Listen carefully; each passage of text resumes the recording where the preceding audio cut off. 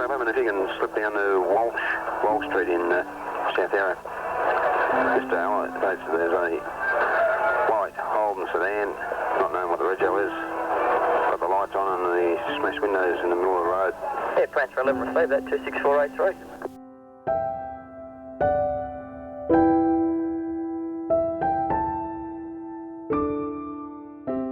We were in bed and got a message from the local police that there was a shooting at Brand and that Stephen Tynan had passed away. And then later, Damian. I was on the night shift with Tynan and Damian. We jumped in the sergeant's car and drove down to the scene, and we were the second police unit there. It was pretty confronting when you see two of your work colleagues lying on the ground there, clearly having been shot at close range. I remember holding Damian in my arms and just trying to render some first aid. The crime scene tape was up, the vehicles were still in situ. I think what really struck me was seeing the uniforms and the medical paraphernalia that was on the ground. The night itself has still very powerful memories for me. I was asked to attend down at the Alfred Hospital, which I did. I don't think you ever have a picture of what it's like seeing blue shirts as we were in that circumstance. But what ran through my mind was if two members had been ambushed, which was what the message was, were there other members in the state that were potentially also at risk?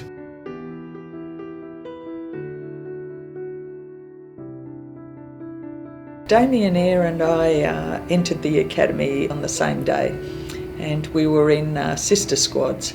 He was a lovely, warm young man. Oh, young, outgoing young fellow. Always wanted to join the police force from when he was quite small. Love his mum. He was a decent fella. I can remember saying to him, as long as you've got compassion, Steve, you'll be right, you know. And he did. He was that type. He was energetic, he was funny. You know, I remember he was being pretty capable, very capable. Prior to this, if you'd turned out to an abandoned car, no one would have thought twice. They would have just walked up and checked it. Next time, I guarantee, every police officer went to an abandoned car. Everyone was vigilant, everyone was on edge, and everyone was cautious. This was an ambush. It was a planned slaying of two police officers going about their job. The randomness of those two young constables and being targeted, could have been anyone.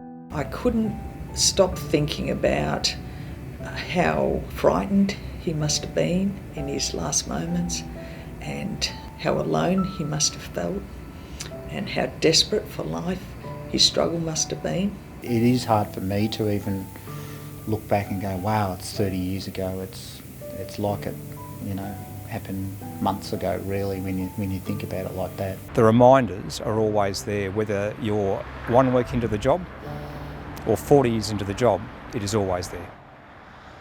As in year 1 to year 29, it has not ever been forgotten. And I don't think it should be. For myself or anybody else. I'm just so proud of him, and I'm still proud of him, and that's always be the case. And I think most people feel that they're happy to have known him and he won't be forgotten.